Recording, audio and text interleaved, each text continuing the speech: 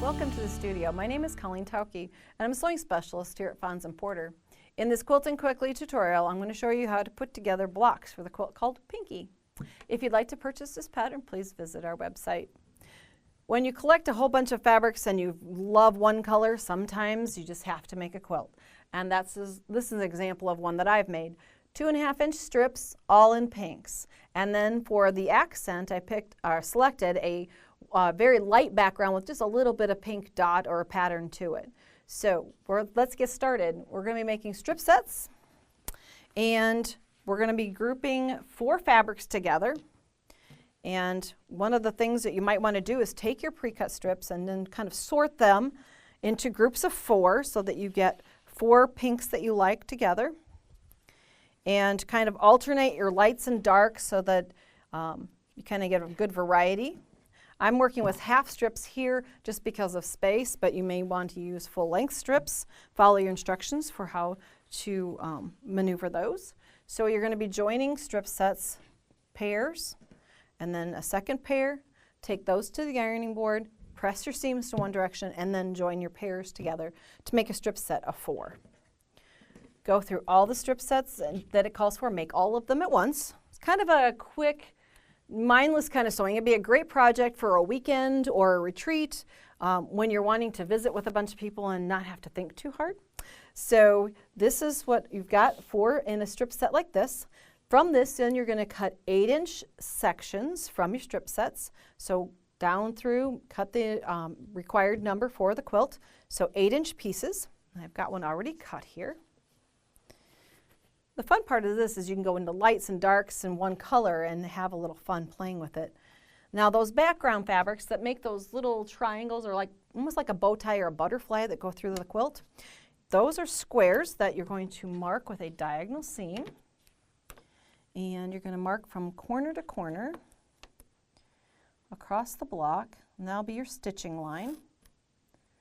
Now some sewing machines have a laser light that you can use, and this would be a spot where, since they're smaller blocks, it might be helpful. You could use that instead of marking blocks, but I tend to mark mine just so that I know exactly where I'm stitching. So go down through your stack of small squares and diagonally mark each of those.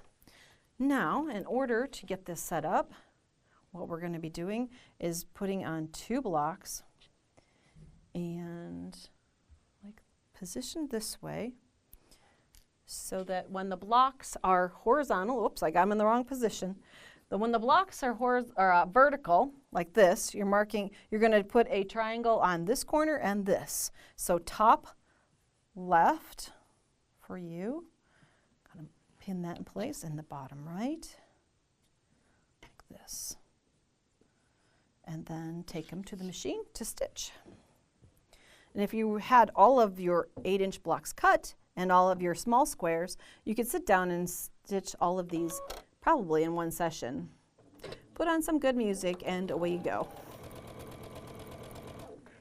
Now as you approach your pin, always remember to take those out so that you don't either damage the tip of your needle in the sewing machine or damage the pins.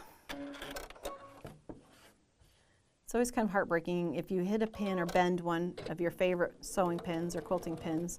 They have a nice sharp tip and you don't want to ruin them or your machine. Stitch all the way across, like this. Now we're going to take this over to the iron, and you would trim up your threads there. But we take this over to the iron and heat set that fiber and the stitching, kind of embed the threads into the fabrics. Then we're going to pull back on our triangles, gently nudging that seam all the way open.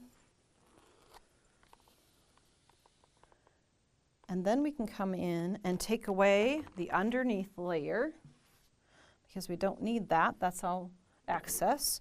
So we can use a scissors to leave approximately a 1/4 inch seam allowance behind. Like that, and the same on this side. And that is the entire block for this entire quilt. You just repeat that process over and over. Be a great way to make a charity quilt. Get to use up a bunch of strips and create a fabulous quilt like Pinkie.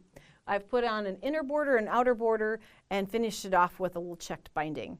If you'd like to see more of our Quilting Quickly tutorials, please visit our website. Thanks for joining me today.